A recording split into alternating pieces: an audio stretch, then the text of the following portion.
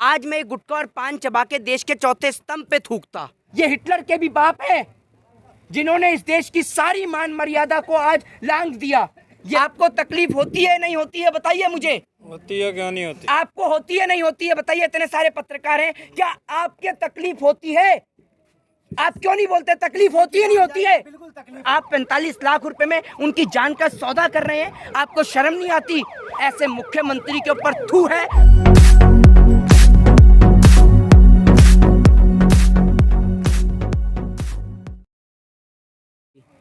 किसानों की बात अभी मैं करूंगा, लेकिन किसानों को लेके ही बात करूंगा। मतलब आज अगर मैं गुटखा या पान चबा रहा होता ना, पक्की बात है, तो आज मैं गुटखा और पान चबा के देश के चौथे स्तंभ पे थूकता। क्योंकि आज इस देश के चौथे स्तंभ पे थूकने की वाकई बहुत ज़रूरत है। इन लोगों ने दलाली की, चाटुकारिता की सारी हदें पार कर दी। कोई शिखर सम्मेलन बना रहा है अपने चैनल पे, तो कोई आपने देखा कि शाहरुख खान के बेटे आर्यन को दिखाने में व्यस्त है। आपको ड्रग्स की इतनी ही अगर परवाह है, अगर आपको इतनी परवाह है, तो आप एक बात का मुझे जवाब दीजिए कि जब अंबानी साहब के एयरपोर्ट पे, अंबानी साहब के बंदरगाह पे हीरोइन पाया जाता है, उसको लेकर आप क्यों नहीं बोलते? हमारे किसान भाई वहाँ लखीमपुर खीरी में ज़िंदगी और मौत की लड़ाई लड़ रहे हैं और आप यहाँ व्यस्त हैं अपने हीरोइन को, अपने ड्रग्स को दिखाने के लिए। आप इस मामले को दबाना चाहते हैं। क्या हमारे देश के अंदर जान और मौत का सौदा इतना सस्ता हो गया कि हमने करनाल देखा, हमने लखीमपुर खीरी देखा और हम ये घटना लगातार देखते जा रहे हैं। हमने गोरखपुर के अंदर एक व्यक्ति को मरते हुए देखा, हमने करनाल के अंदर अपने देश के किसान को शहीद होते हुए देखा। और होता क्या है अंत में? होता ये है कि करनाल में जब किसानों के ऊपर बेरहमी से लाठी चार्ज की जाती है, तो उनको मुआवजा देकर, नौकरी का झांसा देकर बात को दबा दिया जाता है। यही जब घटना लखीमपुर खीरी में घटती है, जहां किसान की आपको कहीं से कहीं तक कोई गलती नहीं है। आप पूरे मैटर को अच्छे से देखिए, अच्छे से समझिए, वीडियो को रिपीट करके देखिए और बार बार देखिए। कहीं से कहीं तक किसान की कोई गलती नहीं है। किसान ने सिर्फ ये करा कि देश के आज़ादी के तहत, देश में अपने मौलिक अधिकार के तहत जो प्रदर्शन करने का अधिकार है, जो प्रोटेस्ट करने का अधिकार है, जो हमारा और आपका संवैधानिक अधिकार है, उसके तहत उन्होंने केशव प्रसाद मौर्य जो डिप्टी सीएम हैं और जो स्टेट मिनिस्टर हैं अजय मिश्रा, वहाँ जो उनका हेलीकॉप्टर उतरने वाला था हेलीपैड पे, वहाँ पर सिर्फ उनको काले झंडे दिखाने के लिए वहाँ किसान बैठे थे। गाड़ी आती है और बड़े बेरहमी के साथ हमारे देश के किसानों को, उनको कुचल दिया जाता है और कुछ किसानों को बेरहमी से गंभीर रूप से घायल कर दिया जाता है। क्या लोगों की जान अब इतनी सस्ती हो गई कि मुआवजा देने के बाद मामले को ढकने की कोशिश की जाती है? और जब वहाँ पर विपक्ष के नेता जाते हैं, चाहे वो अखिलेश यादव जी हो, चाहे वो प्रियंका गांधी हो, चाहे वो चंद्रशेखर रावण हो, चाहे वो भूपेश बघेल हो, कोई भी हो, जब वो वहाँ पर जाते हैं तब उनको जाने से रोका जाता है। कहा जाता है कि भाई यहाँ पर 144 का आप उल्लंघन कर रहे हैं। आप एक बात बताइए, जिस उत्तर प्रदेश पुलिस को ये नहीं पता कि 144 होता क्या है। 144 का उल्लंघन जब होता है जब 4 लोग एक साथ हो। जब कोई एक व्यक्ति जा रहा है तो 144 का उल्लंघन कैसे हुआ? फिर वो कहते हैं कि हमने आपको 156 में अरेस्ट किया है। आपको ये नहीं पता कि आप 156 में अरेस्ट कर रहे हैं या 144 में। दूसरी बात, जब हाथरस में एक बेटी के साथ घटना होती है तब ये लोग नहीं मिलने जाने देते। क्या हमारे देश के अंदर अंतिम बार जो हमारे देश के किसान भाई जो शहीद हुए हैं, जब उनका अंतिम संस्कार हो रहा है, तो क्या अंतिम संस्कार में जाना भी अपराध है? उत्तर प्रदेश के मुख्यमंत्री योगी आदित्यनाथ जो कहते हैं जांच की निष्पक्ष मांग की जाएगी, जांच की निष्पक्ष मांग कहां से करेंगे? आपकी पार्टी के नेता, आपके डिप्टी सीएम के कारण हमारे किसान भाइयों को अपनी जान का बलिदान देना पड़ा। क्या लोगों की जान आज इतनी सस्ती हो गई कि इतनी बेरहमी के साथ उनके ऊपर गाड़ी चला दी जाती है और कोई फर्क ही नहीं पड़ता इस देश को? क्या आपको लगता है कि हम यहाँ पर लोकतंत्र में रह रहे हैं? ये हिटलर के भी बाप है जिन्होंने इस देश की सारी मान मर्यादा को आज लांघ दिया।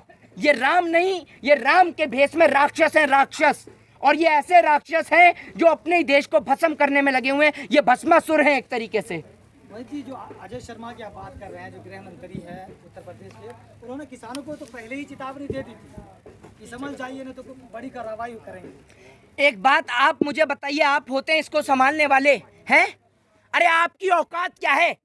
आपकी औकात क्या है आप ये बताइए। आपसे अगर इस देश की जनता अपना वोट छीन लेना तो आपकी हालत आपको पता चल जाएगी और अपनी औकात का अंदाजा आपको लग जाएगा। आप गृह मंत्री कोई विदेश से बन के नहीं आता। आपको गृह मंत्री बनाने वाले, आपको राष्ट्रपति बनाने वाले, आपको प्रधानमंत्री बनाने वाले, आपको मुख्यमंत्री बनाने वाले इस देश की जनता, इस देश का किसान है, जिसको आप बेरहमी से मारते हैं, जिसको आप बेरहमी से ऐसे जख्मी कर देते हैं कि किसान ना होकर ये कीड़े मकोड़े हों। आज हमारे देश की मीडिया जो ड्रग्स चला, एक मिनट रुकिए, आज जो हमारे देश की मीडिया जो ड्रग्स चला रही है, हमारे देश की मीडिया जो शिखर सम्मेलन करने में लगी है, हमारे किसान भाई जिंदगी और मौत के बीच लड़ाई लड़ रहे हैं और उनके लिए कोई आवाज़ उठाने वाला नहीं है। क्या तकलीफ नहीं होती आपको इस बात से? आपको तकलीफ होती है नहीं होती है बताइए मुझे। होती है क्या नहीं होती? आपको होती है नहीं होती है बताइए। इतने सारे पत्रकार हैं, क्या आपके तकलीफ होती है? आप क्यों नहीं बोलते तकलीफ होती है नहीं होती है? बिल्कुल तकलीफ होगी, लेकिन ये कह रहे हैं कि जो उनके भी कार्यकर्ता इसमें मारे गए, वो आरोप लगाते कि किसानों ने मारा है। आप एक बात मुझे बताइए, आपने कहा किसानों ने क्यों मारा है? आपको कही थी किसान ने कि आप अपने कार्यकर्ताओं को वहां भेजिए?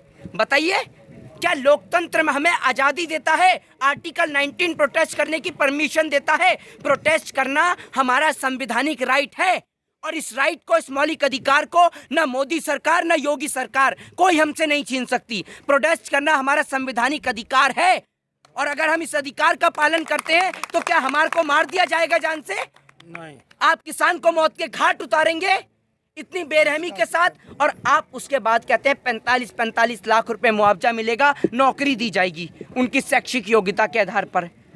क्या नौकरी? आपको एक बात बताइए, अगर इसी प्रदर्शन में किसी नेता का बेटा शहीद हो गया होता, अगर वो अजय मिश्रा का बेटा वहां मर गया होता, तो क्या यही बात योगी सरकार कहती कि अजय मिश्रा के परिवार को 45 लाख रुपए दिए जाएंगे?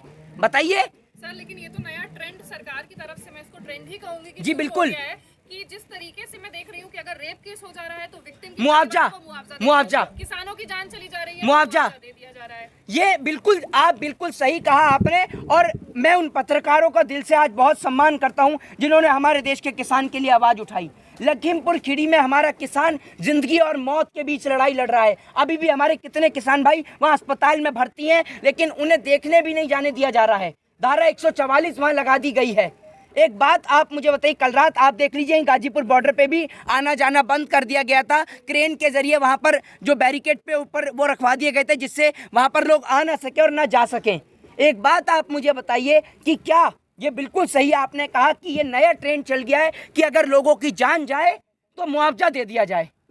तो आप एक बात बताइए ना कि अगर इस देश में जवान शहीद हो तो मुआवजा, किसान शहीद हो तो मुआवजा, बेटी के साथ बलात्कार तो मुआवजा। एक बात बताइए, तो मरिए ना, नेताओं के बच्चों को मारिए और देगी देश की जनता मुआवजा? बताइए, आपने इतनी सस्ती जिंदगी कर दी कि पैसे से आप लोगों की जिंदगी खरीद सकते हैं। वो जो छोटा सा बेटा जो चिल्ला रहा था मेरे पिता से बात करा दो, मैं आपको, इस देश की जनता में अपना मकान बेच के आपको पैसा दूंगा अगर आप उसके बाप से उस बच्चे की बात करा सकें जिसकी जान चली गई। बताइए, अभी जो किसान हमारे शहीद हुए उनका घर और परिवार क्या 45 लाख रुपए से चल जाएगा? है बताइए, किसी के पिता वहाँ शहीद हो गए, किसी का भाई वहाँ शहीद हो गया, और आप 45 लाख रुपए में उनकी जान का सौदा कर रहे हैं। आपको शर्म नहीं आती?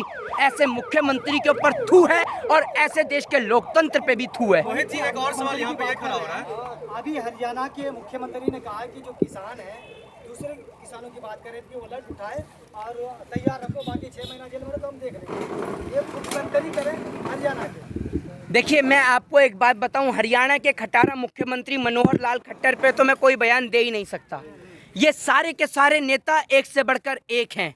इन्हों को इस देश से कोई परवाह नहीं है। ये सिर्फ अपनी कुर्सी से प्रेम करते हैं। इस देश में किसान शहीद हो, इस देश के अंदर बेटियों के साथ बलात्कार हो, इस देश के अंदर मीडिया पत्रकार बंधुओं को सरेआम मारा जाए, इन्हें कोई फर्क नहीं पड़ता। इनको फर्क पड़ता तब है जब इनकी कुर्सी खतरे में आती है। ये कुर्सी से प्यार करते हैं, ना कि इस देश की जनता से। जय हिंद, जय भारत, वंदे मातरम।